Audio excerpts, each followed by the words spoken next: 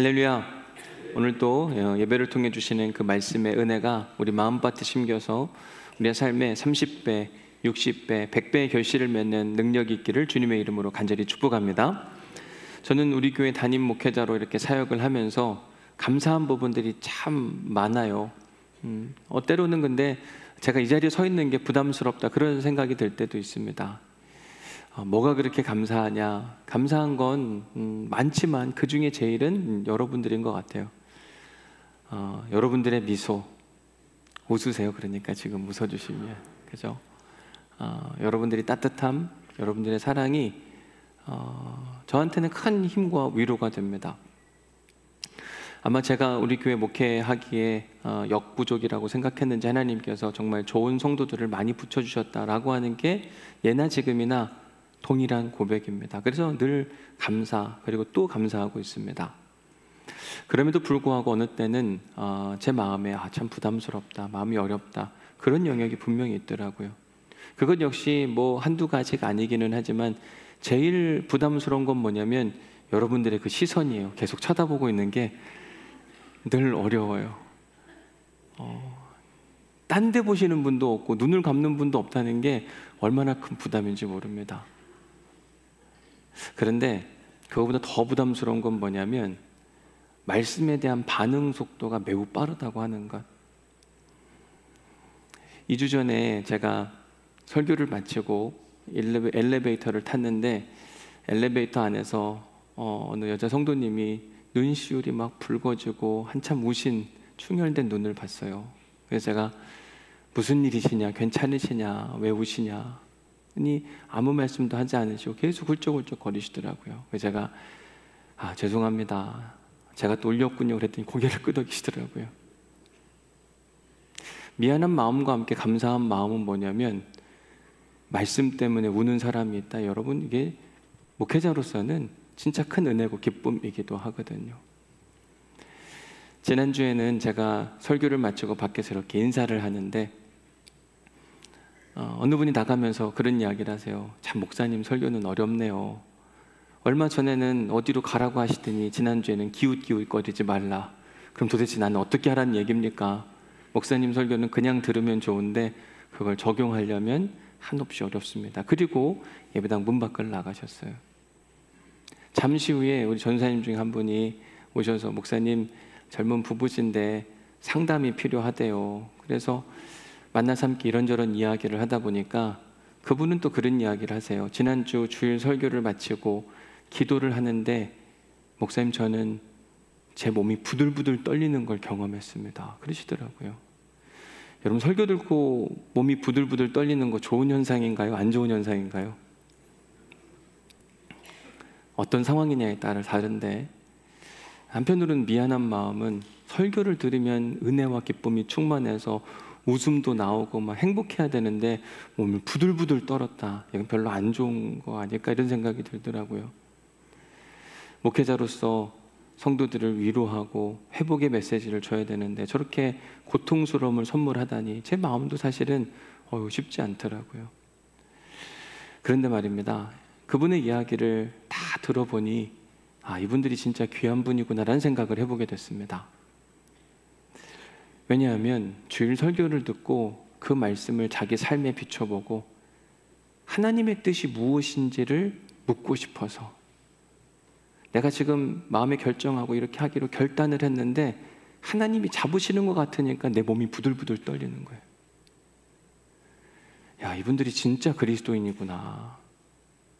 주일날 와서 설교 듣고 그냥 간 걸로 끝난 게 아니라 그 말씀을 자기의 생명처럼 여기는 성도들이 있다?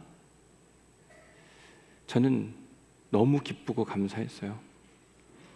말씀에 이렇게 반응하는 성도들이 있다는 게 목회자는 진짜 행복하고 좋은 이야기거든요. 얼마 전 여러분들에게 말씀을 나누면서 손해볼 수 있나요? 이런 제목으로 말씀을 나누었는데 그 설교 이후에 어떤 분들은 목사님 그 설교 때문에 저 10,000원, 20,000원 손해봤습니다. 이런 분들이 계셔서 아이고 고맙다, 또 한편으로는 미안하다. 근데 그 액수가 점점 늘어나더니 어떤 분들은 몇백만 원이요, 더 늘어서 몇천만 원이요, 심지어 저 목사님 설교 때문에 2억 손해봤어요 그러시더라고요. 근데 그럴 수 있어서 감사하다. 이게 참 은혜구나라는 생각이 들더라고요. 이렇게 반응하는 것이 진짜 저한테는 도전이기도 하고 감사한 마음이기도 하고 제 스스로 나는 행복한 목사다 스스로 선포하기도 하지만 다른 한편으로는 부담이 돼요. 뭐가 부담이 되냐면 뭔 얘기를 하면 그대로 하니까 얘기 잘못하면 큰일 나겠다. 특별히 에스겔서 말씀해 보니까 하나님이 에스겔에게 이런 이야기를 합니다. 내가 너를 파수꾼으로 세웠다. 너는 내 말을 듣고 나를 대신하여 이스라엘 백성들을 깨우치라. 저에게 똑같이 그 동일한 사명을 주신 거예요. 하나님이 저를 우리 교회 파수꾼으로 세우셨고 하나님의 마음을 대신하여 여러분들에게 전하라고 이야기하는데 이 파수꾼의 특징이 뭐냐면 18절 말씀해 보니까 이렇게 되어 있어요. 가령 내가 악인에게 말하기를 너는 꼭 죽으리라 할 때에 내가 깨우치지 아니하거나 말로 악인에게 일러서 그의 악한 길을 떠나 생명을 구원하게 하지 아니하면, 파수꾼은 잘못된 길로 가는 사람들에게 바른 길로 갈 수 있도록 깨우침을 주고 인도를 해야 되는데 네가 그게 싫다고 불편하다고 계속 그렇게 그 길을 걸어간다면 그 사람도 망할 뿐만 아니라 내 손에서 그 사람의 사망의 원인을 찾을 것이다. 책망할 것이다. 이게 너무 마음이 무겁더라고요. 제가 여러분들에게 좋은 이야기, 위로의 이야기, 괜찮은 이야기만 꺼내서 만약에 여러분들이 깨닫고 돌이킬 기회를 잃어버린다면 그 책임은 다 누구에게 있냐면 저에게 있는 거더라고요. 19절에서는 이렇게 이야기합니다. 내가 악인을 깨우치되 그가 그의 악한 마음과 악한 행위에서 돌이키지 아니하면, 네가 말을 했는데 그 사람이 돌이키지 않는다면 그 책임은 그 사람에게 있는 것. 너는 그 모든 책임에서 자유하게 될 것이다. 저는 그래서 이 말씀 때문에 그런지 매주일 설교를 준비하면서 끊임없이 기도하고 또 기도합니다. 하나님 마음만 전하게 하옵소서. 놓치는 게 없게 하여 주시고 제 생각이 들어가지 않게 하시고, 하나님 이 말씀 어떻게 설교하면 좋겠습니까? 이 내용 들어가도 됩니까? 안 됩니까? 이건 어떻게 할까? 이 다음은 어떻게 할까요? 계속 묻지 않으면 어느 순간 제 생각이 가미가 되고 제가 원하는 이야기를 하겠더라고요. 제가 목회를 하면서 목회 철학 중에 하나가 뭐냐면, 가급적이면 주제 설교는 지양하고 강해 설교를 지향하자입니다. 주제 설교를 지향하는 이유는 무엇이냐면, 물론 주제 설교에도 다양한 이점들이 많습니다. 그런데 제가 생각하기에 치명적인 위험성이 있어요. 그게 뭐냐면, 주제 설교라고 하는 건 필요한 주제를 꺼내 성도들에게 알려주는 건데, 설교자인 제가 하고 싶은 이야기를 성경을 가지고 와서 잘 포장해가지고 여러분들이 그쪽으로 갈 수 있도록 소위 말하는 영적 가스라이팅을 할 수 있는 가능성이 굉장히 높은 겁니다. 모든 주제 설교자가 그렇다는 게 아니라 잘하시는 분도 있지만 저는 그럴 것 같아요. 그래서 제가 그 위험성을 차단하고자 저는 가급적이면 주제 설교는 뒤로 하고 강해 설교를 하곤 합니다.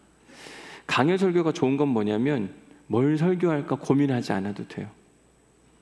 그냥 설교 본문이 정해져 있습니다. 이거 하면 되는 거예요. 제가 먼저 설교 주어진 본문 안에서 은혜를 받고, 제가 먼저 결단을 하고, 제가 받은 은혜를 여러분들이 고스란히 전달해드리면 여러분도 은혜를 받더라고요. 제가 설교 준비를 하면서 수시로 쓰다 보면 4번, 5번 다 써놓고도 수정하고 또 수정하는데, 제일 중요한 수정 포인트가 언제냐면, 이건 내 생각 같을 때, 내가 누구를 향해서 해주고 싶은 이야기가 있을 것 같을 때, 그게 어느 순간 저도 모르게 설교 본문 안에 있는 거예요. 그러면 그거는 과감하게 빼버립니다. 저는 사명이 뭐냐면 하나님의 마음만 전달하는 거. 계속 기도가 뭐냐면, 하나님 제 생각은 빠지게 하시고 오직 주님의 말씀만 남게 하여 주옵소서. 계속 그런 마음을 가지고 기도하고 설교하고 기도하고 설교를 해오고 있어요. 그러다 보니까 그 결과가 뭐냐면 말씀에 힘이 실리더라는 겁니다. 제 생각은 빠지고 하나님의 마음만 전하려고 하니까 제가 종종 듣는 이야기가 뭐냐면, 목사님 제가 이거 지난주에 고민했던 건데 어떻게 아셨어요? 혹시 우리 집에 CCTV라도 달아놨나요? 그럼 진짜 범죄자죠. 어떻게 여러분들 집에 CCTV를 달아놓겠어요? 제가 무슨 엄청난 신통한 능력이 있어서 여러분들의 각 사정을 알고 막 여러분들에게 정확하게 그 말씀을 주냐? 그럴 만한 능력도 없습니다. 제가 하는 일이라고는 뭐냐면 주어진 본문 안에서 그 안에 담긴 하나님의 말씀을 제가 받은 은혜의 언어로 여러분들에게 풀어 설명해 드릴 뿐인 거예요. 그런데 놀라운 사실은 그 일들 앞에 하나님께서 은혜를 베푸셔요. 그 후에 말씀에 힘을 주셔서 여러분들도 은혜 받고 어느 쯤 저도 놀라요. 하나님 이렇게도 일하신단 말이야. 와, 대단하다, 좋다. 물론 강해 설교에도 단점이 있습니다. 무슨 단점이 있냐면 강해 설교는 듣는 여러분들이나 설교하는 저나 동일하게 말씀을 들으면 들을수록 불편해요. 참 신기합니다. 여러분 오늘 설교 본문도 생각보다 불편한 이야기 잘 보십시오. 12절 말씀 같이 한번 읽어볼까요? 시작. 제자들이 나가서 회개하라 전파하고. 자, 12절 말씀을 보니까 주제가 뭐인 것 같아요? 아주 색깔도 다르게 해놨잖아요. 회개하고 회개하라. 여러분 회개라고 하는 주제는 여러분들이 듣기에 좋은 주제입니까? 불편한 주제입니까? 회개는 다른 게 아니라 당신 인생 똑바로 살아 그렇게 하면 안 돼 이 얘기거든요. 불편한 주제예요? 듣기 좋은 주제예요? 매우 불편한 이야기. 그래서 여러분 오늘 설교가 매우 불편할 예정이니까 마음을 단단히 잡수시고 설교를 들으시면 될 것 같아요. 여러분 옆에 있는 분에게 한번 해보실래요? 회개하라. 아니 좀 더 쉽게 이야기하면 당신 인생 그렇게 살면 안 된다. 일단 한번 해보세요. 어떠신가? 당신 인생 그렇게 살면 안 된다. 누구만 좋아요? 말하는 사람만 좋아요. 그렇죠? 진짜 해보고 싶었는데 목사님 해보려니까 얼마나 행복한 이야기예요. 예수님이 제자들을 파송하면서 그냥 너희들 가라 이렇게 이야기하지 않고 하나하나 지침을 줬어요. 제자들은 선교 현장에 가서 그들이 하고 싶은 대로 하는 게 아니라 하라는 대로만 해야 됐는데 첫 번째 예수님은 뭘 하라고 그랬냐면 가라 그랬습니다.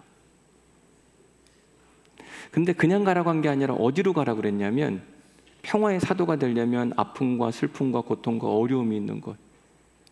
참 하나님은 우리를 불편하게 만든다. 가도 꼭 힘든 데 가라고 이야기하니까 여러분 편하고 좋고 안전한 곳 가라면 얼마나 좋습니까?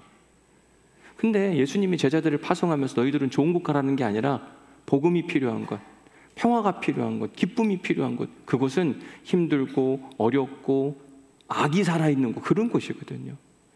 근데 그런 곳에 보내면서 예수님 또 뭐라고 이야기했냐면 빈손으로 가래요. 여러분 힘든 데 가면 좀 위로할 겸 손에 두둑히 뭔가 채워주고 걱정하지 마 내가 응원해 줄게 다 지원해 줄게 뭐 필요해 손 가득히 가면 좋을 텐데 이것도 불편한 이야기예요. 빈손으로 가라고 이야기합니다.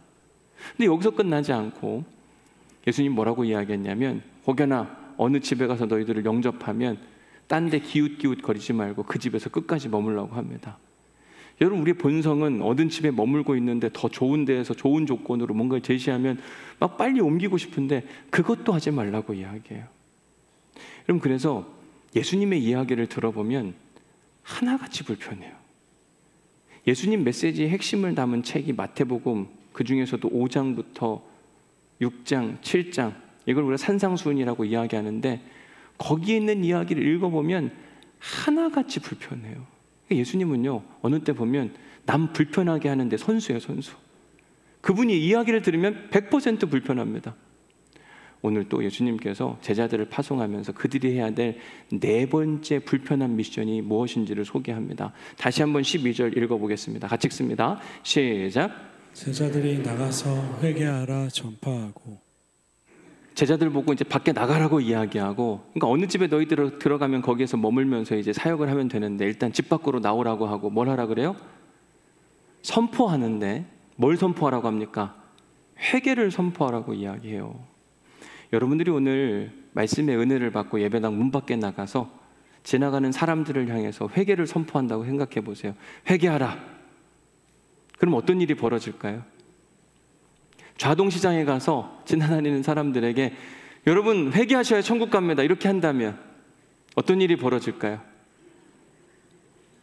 여러분 조금 전에 옆에 있는 분에게 회개하라. 당신 인생 그렇게 안 살면 안 된다. 그러니까 좋아하시든가요? 싫어하든가요? 웃기는 했지만 속으로는 아니었을걸요? 그죠? 왜 우리가 회개하라고 선포했는데 왜 회개를 안 할까? 오늘 설교 제목을 보면 뭐라고 되어 있습니까? 말에 힘을 실으라. 왜 여러분들이 옆에 있는 사람한테 회개하라 이렇게 이야기했는데 그 사람이 회개하지 않는가? 이유가 있어요. 말에 힘이 없기 때문에 그래요. 그래서 우리가 다시 한번 해볼 텐데 좀 힘있게 한번 해보세요. 옆에 있는 분에게 회개하십시오. 천국이 가까이 왔습니다. 한번 해보실래요? 뭐 그렇게 한다고 사람이 달라지겠나?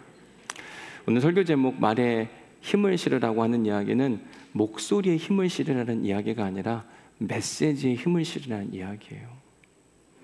회개하라 천국이 가까이 왔느니라 이 메시지를 선포했을 때 그 사람이 돌이킬 수 있는 이 메시지의 힘, 어떻게 우리에게는 그 메시지에 힘이 실릴 수 있는가? 먼저 베드로의 이야기로 여러분들에게 설명해 드리겠습니다. 사도행전 2장 38절 말씀을 같이 한번 읽어보겠습니다. 같이 읽습니다. 시작. 베드로가 이르되 너희가 회개하여 각각 예수 그리스도의 이름으로 세례를 받고 죄사함을 받으라. 그리하면 성령의 선물을 받으리니. 베드로가 예루살렘에서 사람들에게 말씀을 전하면서 회개를 선포했고 세례를 받으라고 이야기하면서 죄 씻음, 죄 사함을 받으라고 이야기합니다. 자, 놀라운 사실은 뭐냐면 2장 41절 말씀에 보니까 그 메시지를 듣고 세례를 받은 사람들이 얼마나 됐어요? 3,000명이나 됐답니다. 이해가 되세요? 아니 도대체 베드로는 어떤 능력이 있었길래 그가 말 한마디만 건넸을 뿐인데 3,000명의 사람들이 회개하고 복음 앞으로 돌아오고 새로운 인생을 살게 되었는가? 베드로가 굉장히 특별한 사람? 탁월한 능력자? 아니에요. 사도행전 4장에 보면 베드로를 향해 뭐라고 표현했냐면 그는 본래 학문 없는 범인, 평범한 사람이라고 이야기합니다. 아니, 지극히 평범한 사람이 한마디를 건넸는데 그 사람의 인생이 바뀌었다? 왜 그럴까? 베드로에게는 어떤 지혜와 힘과 능력이 있었던 것일까? 심지어 베드로 생각해 보세요. 예수님을 배신했던 사람이잖아요. 사도행전 2장은 배신하기 전의 이야기가 아니라 배신한 이후의 이야기거든요. 평범한 범인의 누군가를 배신한 이력도 있었던 그 베드로가 사람들에게 회개하라 선포했는데 무려 3,000명이나 회개하고 세례를 받는 특별한 일이 일어났다? 왜 그런 걸까? 어떤 비결이 있는 걸까? 사도행전 5장 29절에 그 답이 있어요. 같이 한번 읽어보겠습니다. 시작. 베드로와 사도들이 대답하여 이르되 사람보다 하나님께 순종하는 것이 마땅하니라. 사람보다 하나님께 순종하는 것이 마땅하다. 이게 그의 믿음이었어요. 바울은 있잖아요. 베드로는 사람들에게 복음을 선포하는 데 있어서 두려움과 염려와 걱정과 근심으로 하지 않았습니다. 그에게는 첫 번째 담대함이 살아있었어요. 하나님 나라를 믿는 믿음 가운데 담대히 선포하는 믿음에 대한 확신, 심지어 죽음을 각오한 선포였습니다. 회개하라 천국이 가까이 왔느니라. 이건 하나님이 나에게 주신 사명이고 이건 포기할 수 없는 진리이기 때문에 나는 선포하리라. 내가 이 일 때문에 죽으면 오케이, 죽을 수 있다. 왜냐하면 자기는 천국을 믿거든요. 기대하고 소망하는데 지금 내가 복음을 선포하다가 죽으면 본인은 이제 영원한 안식 하나님 나라로 들어가게 되는데 뭐가 문제냐? I'm okay.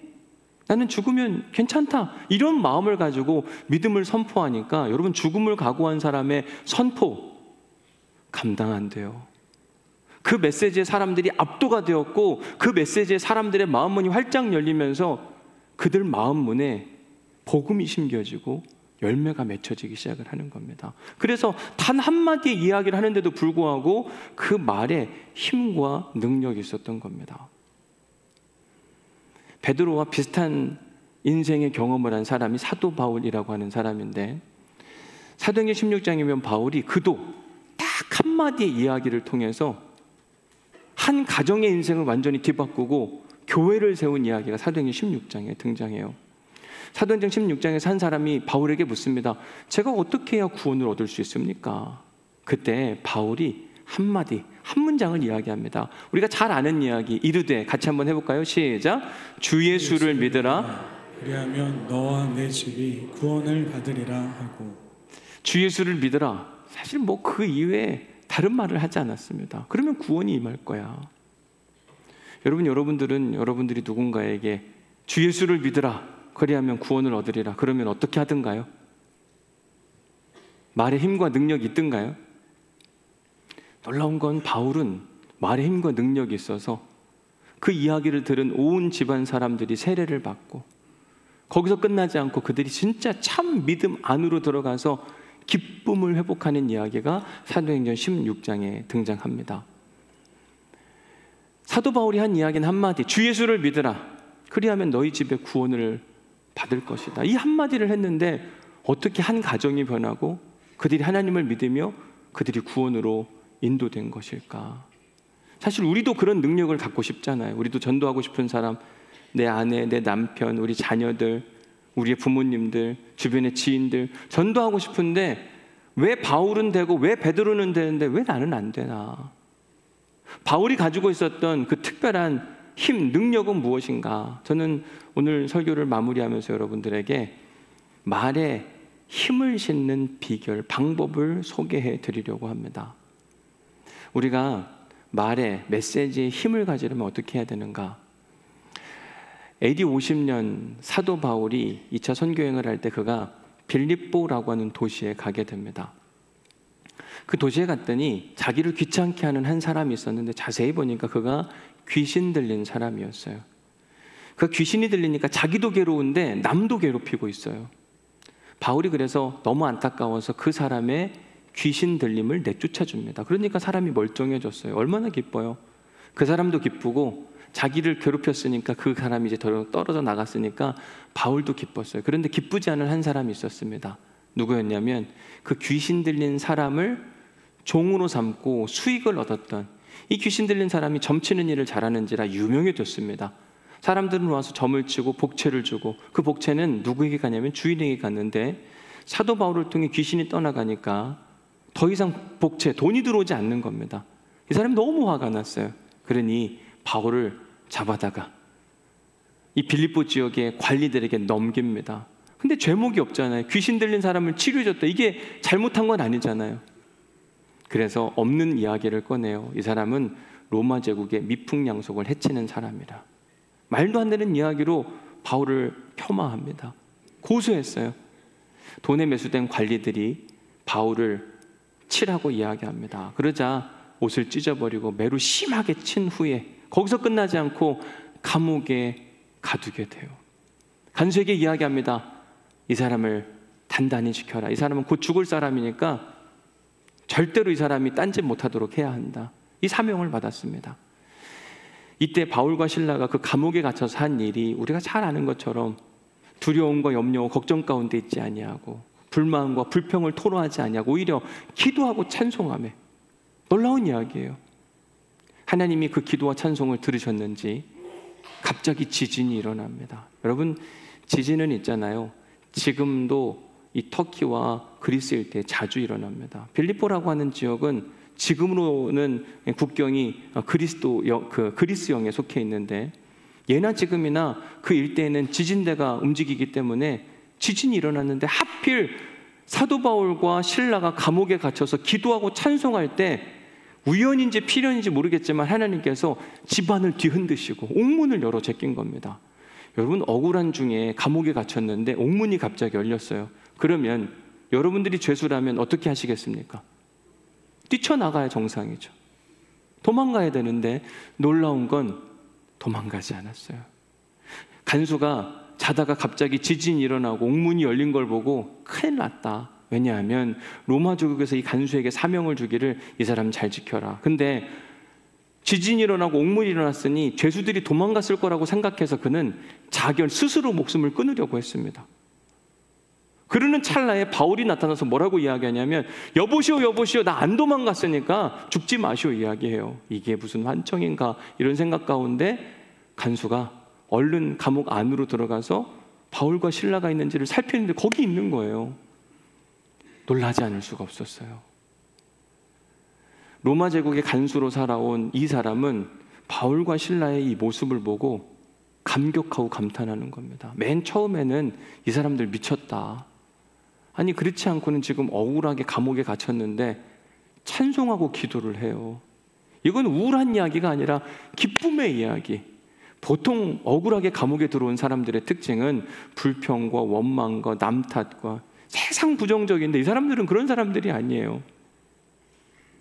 미친 사람이 아니고는 어떻게 저럴 수가 있는가. 이미 그리고 로마 제국의 간수는 이 사람들이 죽을 거라는 걸 알았습니다. 그런데 불투명한 암흑 속에 감옥 속에 갇혀 있는데 이러면 사람이 두렵고 염려와 걱정 가운데 식음을 전폐해야 되는데 눈이 살아있는 거예요. 야, 이 사람들이 정신이 나가지 않으면 이런 일은 있을 수가 없다. 미친놈, 정신 나간 놈. 이게 로마 제국의 간수가 가지고 있는 기본 생각이었어요. 근데 생각의 전환이 확 일어난 건 뭐냐면 지진이 일어나서 옥문이 열렸는데 안 나가요. 게다가 지금 여러분 옥문이 열렸어도 간수가 지키고 있으면 죽을 수 있기 때문에 사실 간수가 자기 스스로 목숨을 끊으면 바울과 실라는 밖으로 나가기가 더 편하거든요. 그런데 지금 자기 스스로 죽겠다고 하는 간수를 살려줘요. 야, 이게 무슨 조화인가.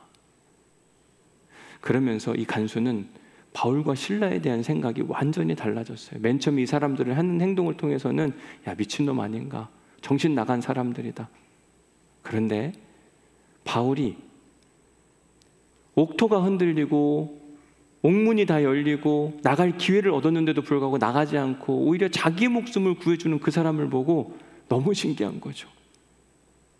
그 사람의 인생이 궁금한 겁니다. 다른 사람하고 보통의 사람들하고는 완전히 다르게 사니까 이 사람이 이렇게 사는 비결이 뭘까? 선생님, 저도 당신처럼 살고 싶습니다. 당신이 하나님 나라를 이야기하고 구원, 십자가 복음을 이야기하는데 저도 구원받고 싶습니다. 어떻게 하면 구원을 받을 수 있을까요? 그때 사도 바울이 한 이야기가 아주 간단해요. 뭐라고 그랬어요? 주 예수를 믿으라. 회개하라. 그러면 너의 인생에 새로운 눈이 띄어질 것이다. 여러분, 우리 믿음이라는 게 있잖아요. 믿음. 믿음은 눈에 보입니까? 안 보입니까? 옆 사람의 믿음 보이세요? 안 보이세요? 보이세요? 어떤가요? 옆 사람의 믿음 괜찮은가요? 괜찮아요? 대단하네요. 다른 분들 좀 보시겠어요? 옆 사람 믿음 보이나? 누군 보인대요. 여러분들도 다 보이세요? 아니에요? 네, 진짜로 믿음은 있잖아요. 보여요. 보는 방법이 있습니다. 어떻게 보이나? 믿음은 그 사람이 하는 말과 행동을 보면 보입니다. 그러지 않을까요? 믿음 있는 사람은 언어가 달라요.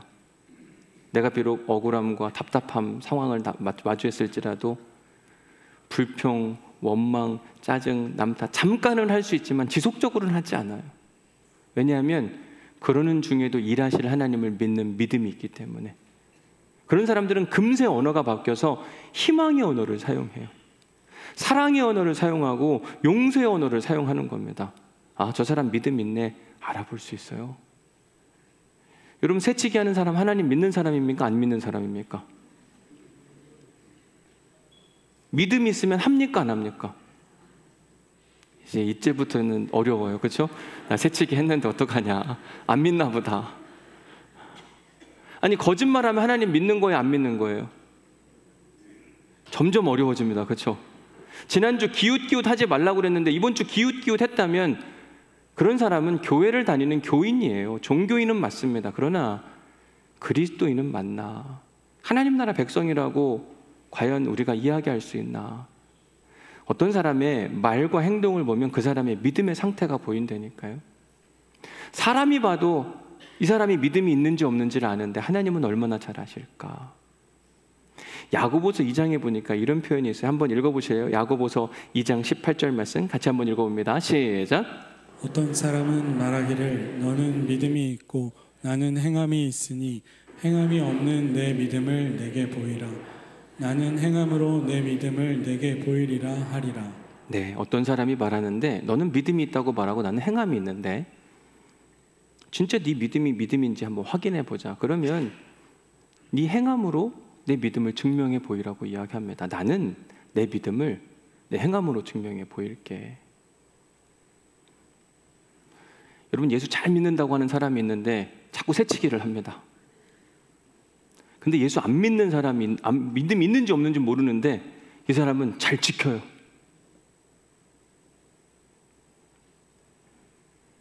하나님 누구 더 좋아하실까요? 모릅니다.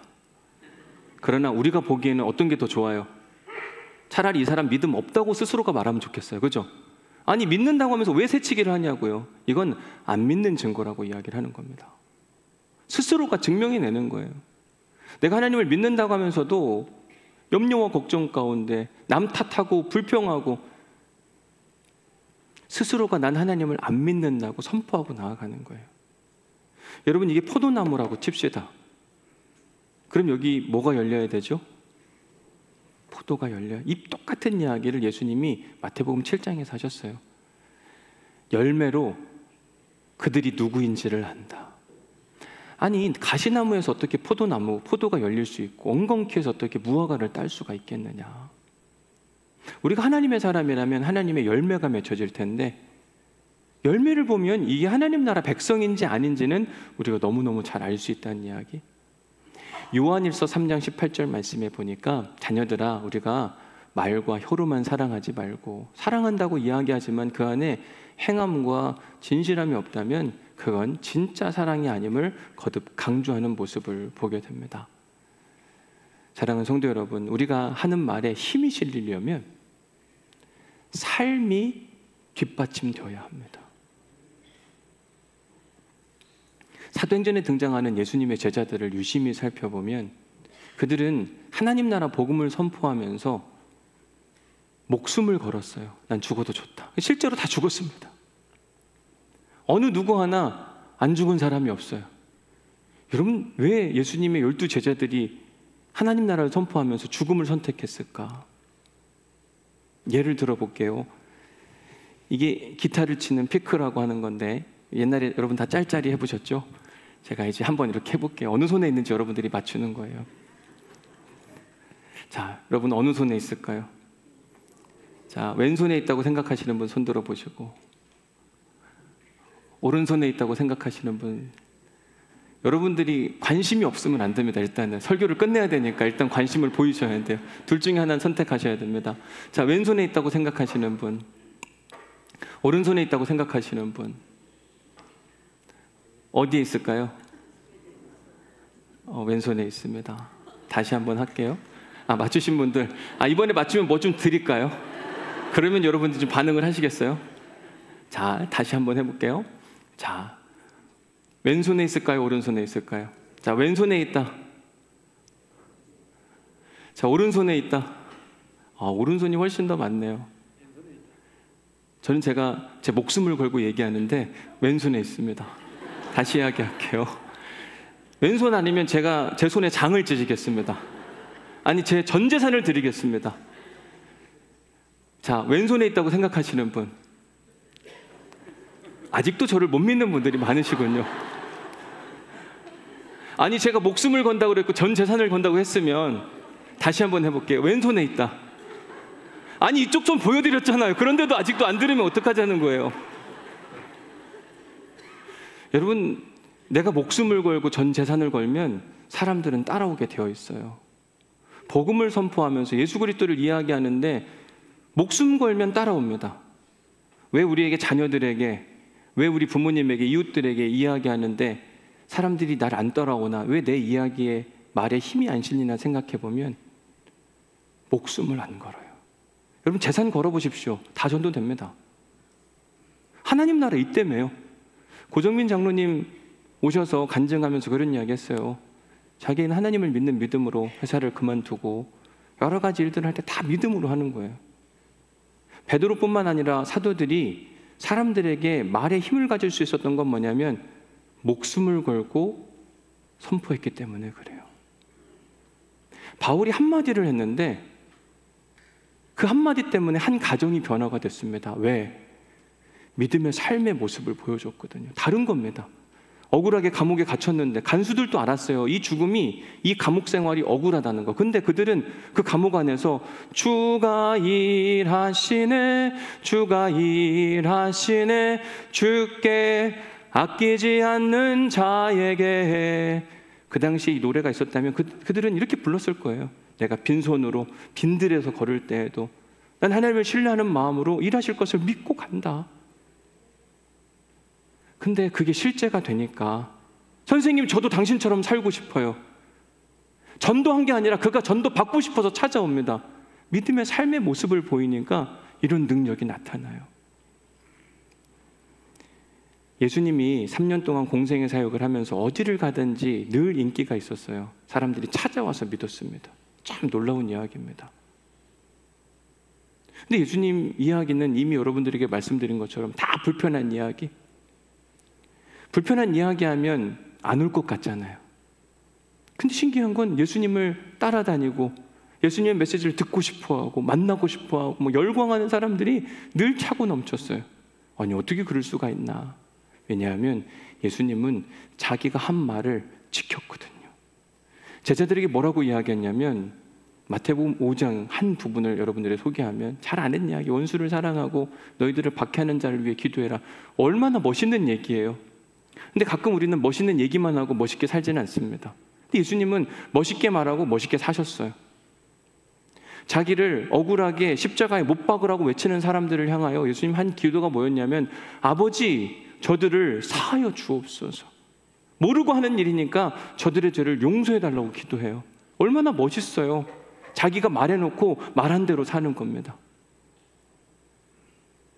자기를 배신했던 베드로를 향해 찾아가서 네가 나를 사랑하느냐? 이렇게 내가 서로 사랑하라고 그랬지, 원수도 사랑하라 했지. 나는 네가 원수 같은데 사랑해. 너한테 그러니까 사명을 맡길게. 내 양을 먹이라고 이야기를 해요. 얼마나 멋있어요. 그러니까 예수님을 따라다니는 거예요. 예수님, 사도 바울, 베드로, 그들은 막 엄청 세게 말해서가 아니라 그냥 평범하게 말하는데도 불구하고 사람들이 믿고 따라왔어요.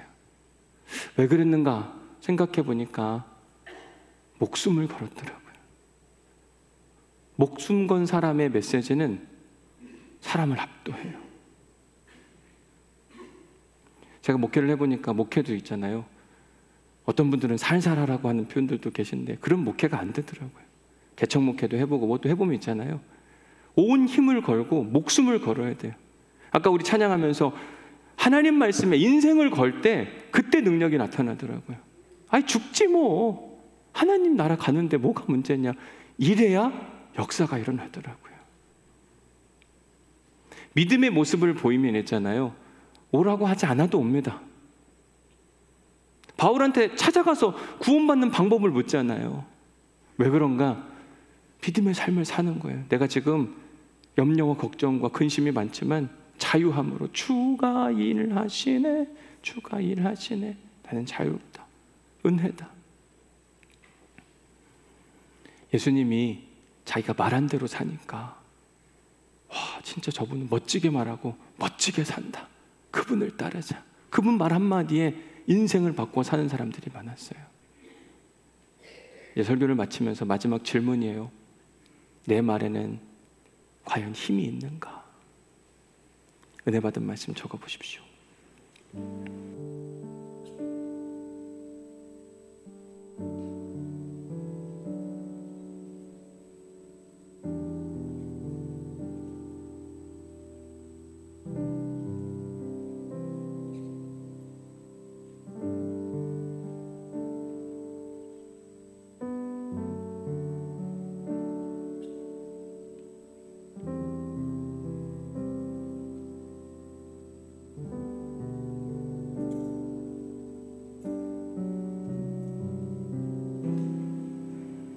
자, 묵상 질문 두 번째입니다. 당신이 최근에 무시당했던 상황은 언제인가요?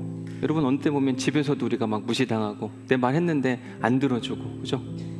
어느 때는 부모님에게, 어느 때는 자녀들에게, 배우자에게, 셀에서도 아니면 직장에서도 왜 내 말이 사람들한테 가볍게 여겨지지? 물론 상대방의 문제일 수도 있습니다.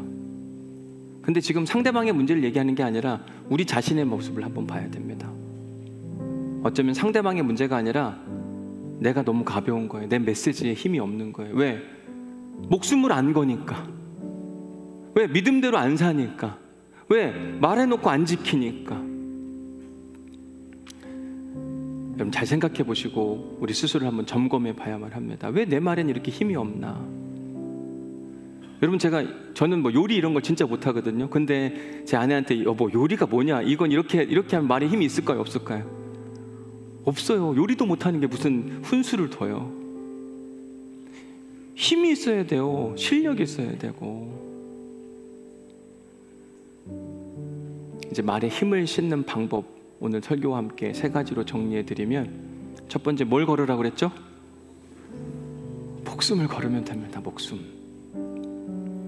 이걸 안 걸어서 우리가 뭘 얘기해도 잘 안 돼요. 내가 목숨 걸고 얘기하는데 이거 된다 그러면 여러분 안 따라올 사람이 누가 있겠냐고요. 있긴 하더라고요. 아까 제가 다 보여주고 하는데도 안 따라오는 거 보니까 가끔 그렇게 정신 나간 분들이 있긴 하긴 하더라고요. 다시 한번 해요. 목숨 걸면 됩니다. 재산 걸면 됩니다. 그걸 안 거는 거예요. 아니 하나님 나라가 실제인데 어떻게 목숨이 안 걸려요? 돼요. 저는 지금도 한국교회가 뭐 어쩌니 저쩌니 이야기하면서 안 된다. 세상에 그런 게 어디 있어요. 목숨 걸면 됩니다. 제가 미국에서 개척할 때 다 안 된다 그랬거든요. 세상에 하나님은 그럼 어디 갔냐 그랬거든요. 죽을 힘을 다했습니다. 돼요. 됩니다. 두 번째 뭐를 보이라 그랬죠? 믿음을 보이면 됩니다. 그러면 진짜 대단하다. 따라오게 되어 있어요. 믿음을 보이면 돼요. 억울하게 감옥에 갇혔는데 잠시 속상할 수는 있으나 여러분 억울한 사람이 맞아도 아프긴 합니다. 울어야죠. 근데 잠깐 억울함이 계속 간다면 그건 그럼에도 불구하고 일하신 하나님을 못 믿는 거거든요. 우리에게 믿음의 모습이 보이면 와서 나도 그 교회 다니고 싶고 당신이 말하는 하나님 나도 믿고 싶다 얘기할 수 있거든요. 마지막 3번째 뭐가 실제가 되게 하라? 말, 내가 한 말. 여러분 멋있게 말하고 멋있게 사십시오. 그러면 말에 힘이 생겨요.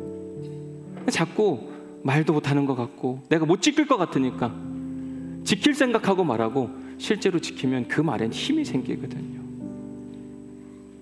여러분 오늘 예배 드린 우리 모두가 어디 가서 무시당하지 않기를 간절히 축복합니다.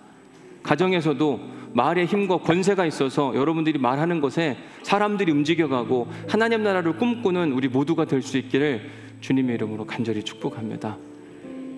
오늘 우리가 함께 부를 찬송은 찬송가 505장인데 있잖아요. 예수님이 지금 나가서 회개하라고 선포했기 때문에 우리는 해야 해요. 온 세상 향하여 나 복음 전하리. 복음 전하는 건 당연히 해야 할 일인데 선포하는 게 목적이 아닙니다. 뭐가 목적이냐면 하나님 나라를 꿈꾸도록 만들어야 되는데 그러려면 우리의 말에 힘이 있어야 돼요.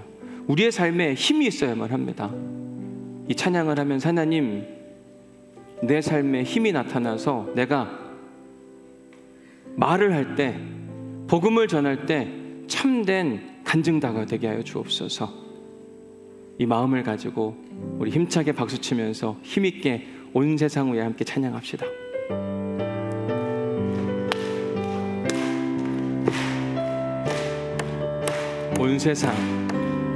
온 세상 위하여 나 복음 전하리. 만 백성 모두 나와서 주 말씀 들으라. 죄 중에 빠져서 헤매는 자들아 주님의 음성 아멘. 너 구원 받으라. 전하고 기도해 매일 증인 되리라. 세상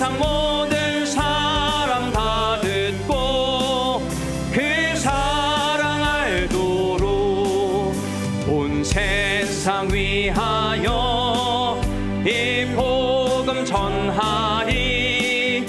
저 죄인 회개하고서 주 예수 믿으라. 이 세상 구하려 주 돌아가신 것 나 증거하지 않으면 그 사랑 못 전하고 기도해. 전하고 기도해. 매일 증인 되리라. 세상 모든 사람 다 듣고 우리 3절은 다 함께 자리에서 일어나서 하십니다. 온 세상 위하여 주 은혜 임하니. 주 예수 이름 힘입어 이 복음 전하자. 먼 곳에 나가서 전하지 못해도 나 어느 곳에 있든지 늘 전하고 기도해. 전하고 기도해. 매일 증인 되리라. 세상 모든 사람 다 듣고 회사 전하고 기도해. 전하고 기도해. 매일 증인 되리라. 세상 모든 사람 다 듣고 회사 전하고 기도해. 전하고 기도해. 매일 증인 되리라. 세상 모든 사람 다 듣고 그 사랑 알도록. 아멘. 자, 여러분 이제 우리 함께 마지막 한번 기도하고 마칠 텐데요. 오늘 설교의 결론을 여러분들이 잘못 맺으시면 안 됩니다. 그래서 기도할 때 하나님 내게 말에 힘을 주옵소서 하면 안 되고, 하나님 내가 베드로처럼 살게 하옵소서, 하나님 내가 바울처럼 살게 하옵소서, 하나님 내가 예수님처럼 살게 하옵소서. 그러면 말의 힘은 선물로 주어지는 거지 우리가 기도한다고 되는 게 아닙니다.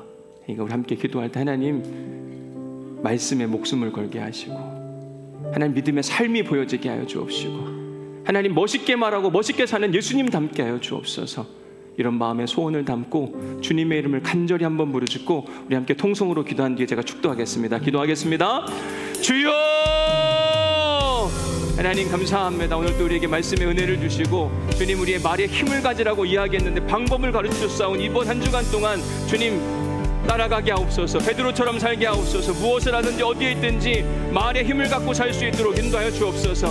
목숨을 걸게 하여 주옵소서. 전 재산을 걸고 살아가게 하여 주옵시고, 무엇을 하든지 일을 하든지 전도를 하든지 어떤 일을 하든지 하나님 목숨 건 인생이 될 수 있도록 인도하여 주옵소서. 하나님 바울처럼 믿음의 삶의 모습이 보여지길 소원하며 기도합니다. 억울하다고 아버지 하나님 갇혀있고 우울하지 않게 하옵소서. 주님 힘있게 일어나게 하여 주옵시고 담대하게 하여 주옵시고 기도하고 찬송하고 나아갈 수 있도록 인도하여 주옵소서. 예수님처럼 멋있는 말, 주님 그 말이 실제가 되게 하여 주옵소서. 그래서 원수 사랑하게 하시고, 그래서 박해하는 자를 위해 기도할 수 있는 믿음의 용기를 통하여 말의 힘과 권세와 능력이 있도록 도우시고 축복하여 주옵소서. 주님이 그렇게 일하실 것을 믿습니다. 그러므로 말미암아 우리 말의 힘과 권세가 있기를 간절히 소원하오니 하나님 도우시고 인도하여 주옵소서. 한없는 은혜로 베풀어 주옵소서. 하나님 오늘 또 우리에게 말씀하셨사오니 주신 말씀대로 순종하게 하여 주옵소서. 그로 인해 순종의 역사가 말에 힘이 되게 하여 주옵시고, 사랑하는 성도들 어디 가서도 무시당하지 않게 하옵소서. 누구든지 우리 말에 귀를 기울이게 하시고 우리가 전하는 복음 앞에 무릎 꿇는 역사가 있도록 도우시고 축복하여 주옵소서.